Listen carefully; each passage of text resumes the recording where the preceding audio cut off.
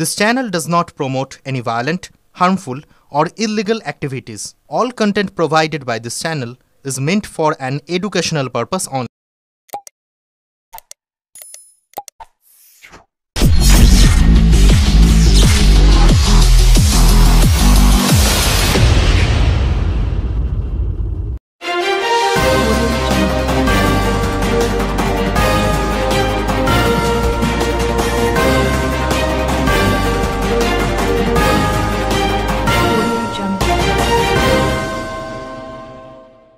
বর্ষবরণের রাতে উত্তরপাড়ায় রঘুনাথপুর তৃণমূল গ্রাম পঞ্চায়েত সদস্য ও কর্মীদের উপর দুষ্কৃতী হামলা, গুরুতর আহত একজনকে কলকাতায় স্থানান্তর করা হয়, আটক এক অভিযুক্ত, এলাকায় উত্তেজনা। বর্ষবরণের রাতে ফের রক্তাক্ত উত্তরপাড়া। স্থানীয় সূত্রের খবর, উত্তরপাড়ার মাখলাকুড়ি নম্বর ওয়ার্ডে অটোস্ট্যান্ডের কাছে ডানকুনির রঘুনাথপুর গ্রাম পঞ্চায়েতের সদস্য পার্থ নস্কর এবং যুব তৃণমূল কংগ্রেস কর্মী শঙ্খদীপ মণ্ডল সহ আরও 2 তৃণমূল যুবকর্মী উপর দুষ্কৃতী হামলা করা হয়। গুরুতর আহত অবস্থায় তাদের উত্তরপাড়া স্টেট জেনারেল হাসপাতালে ভর্তি করা হয়। তবে ঠিক কী কারণে বা কারা এই দুষ্কৃতী হামলা করেছে তা এখনও স্পষ্ট নয়। তবে স্থানীয় বাসিন্দারা কয়েকজন দুষ্কৃতীকে চিহ্নিত করতে পেরেছেন বলে খবর।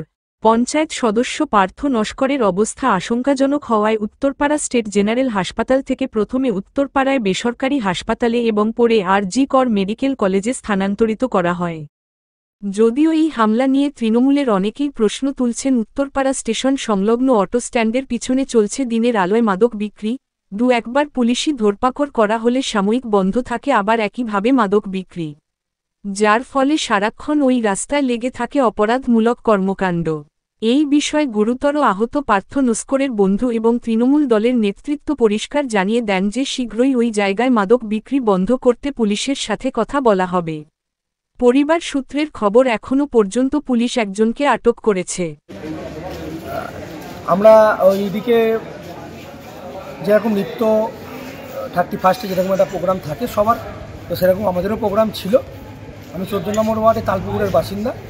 তো আমি সেই হিসেবে আমাদের 2টি দাদা এসেছিল, আমি তাদেরকে বাড়ি নামিয়ে আমি জাস্ট বাড়ি ফিরবো, সেই সময় আমার এক খুব ক্লোজ লোকের ফোন আসে। তো আমি সেই ফোন শুনে যাই তার সাথে দেখা করতে।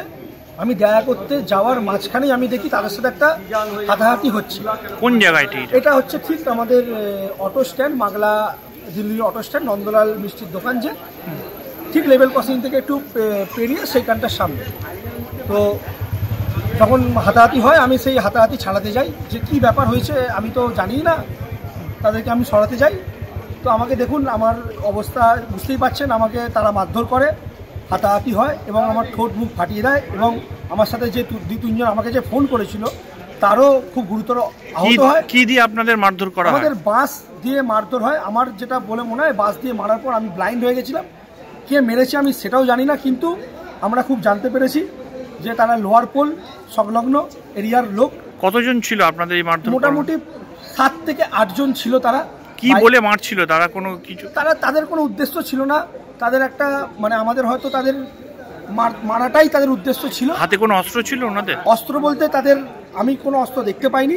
অস্ত্র বলতে তাদের বাঁশ, বাটাম এবং লোহার একটা জিনিস ছিল, সেটা দিয়েই মেরে আমাদের একটা বন্ধু পার্থ নস্কর, সে রঘুনাথপুর গ্রাম পঞ্চায়েতের একজন সদস্য, ঠিক আছে, 10 নম্বর শাখার, তিনি গুরুতর আহত হয়েছেন। তার জন্যই আমরা আর.জি. কলেজে কিছুক্ষণ পর আমরা রাজবাড়ী হসপিটালে তাকে সুস্থতা করেছি। তারপরে আমরা এখন উইকেয়ারে নিয়ে এসেছি। উইকেয়ারে যদি তাদের সুস্থতা না হয়, আমরা সবাই এখানে আছি, তাকে নিয়ে আমরা বেটার জায়গায় বেটার ট্রিটমেন্টের জন্য আজকে রাতেই বেরিয়ে পড়বো। আপনার নাম? খুব দুঃখিতজনক, কারণ আমাদের এটা কোনো আনএক্সপেক্টেড। আপনার নাম? অবশ্যই আমাদের রঘুনাথপুর পঞ্চায়েত সদস্য পার্থ নস্কর এবং আমাদের তৃণমূল যুব কংগ্রেসের সদস্য শঙ্খদীপ মণ্ডল, সুমন সিং, বিশাল, বিভিন্ন ছেলেদের উপর কেন মারধর, বিষয় হলো আমি বাড়িতে ঢুকতে গিয়ে আমার ফোনটা আসে যে এরকম জায়গায় মারপিট হচ্ছে। আমি তৎক্ষণাৎ বেরিয়ে আসি। তো যেটা জানা যাচ্ছে, সম্পূর্ণটাই খোঁজ নিয়ে দেখলাম ওরা দুষ্কৃতী, বহিরাগত দুষ্কৃতী, ওরা কেউ লোকাল ছেলে নয়। অবশ্যই প্রশাসন তৎপর হয়েছে, প্রশাসন নিশ্চয়ই ব্যবস্থা নেবে। যেই জায়গায় মারধর হয়েছে ওই জায়গায় মাদক বিক্রি হয়, তারা কি প্রতিবাদ জানিয়েছিল? মাদক বিক্রি হয়, রীতিমতো মদ, গাঁজা বা অন্যান্য জিনিসপত্র বিক্রি হয়। এবার প্রতিবাদ বিভিন্ন দিন থেকে করায় এটা হয়ে যায়, মানে কিছুদিন বন্ধ থাকে আবার চালু হয়, আবার কিছুদিন বন্ধ থাকে আবার চালু হয়। আমরা দেখছি কালকে সকালবেলা প্রশাসনকে জানাবো। আমি ইতিমধ্যে আইসি সাহেবকে ফোন করেছি, জানিয়েছি, উনি যথেষ্ট তৎপর। প্রশাসন আমাদের পাশে আছে, যথেষ্ট তৎপর। দুজন অ্যারেস্টও হয়েছে। ইতিমধ্যে জানতে পেরেছি যে পার্থবাবু গুরুতর আহত, তিনি কেমন আছেন? ওনার মাথার স্কাল ফেটে গেছে, মানে ওনাকে রড দিয়ে বিভৎসভাবে মারধর করা হয়েছে। ওনার মাথার সামনের দিকের স্কালটা ফেটে গেছে। এই মুহূর্তে উইকেয়ারে আমরা নিয়ে এসেছিলাম রাজবাড়ি থেকে, উইকেয়ার রেফার করে দিয়েছে আরজি করের উদ্দেশ্যে আমরা নিয়ে যাচ্ছি।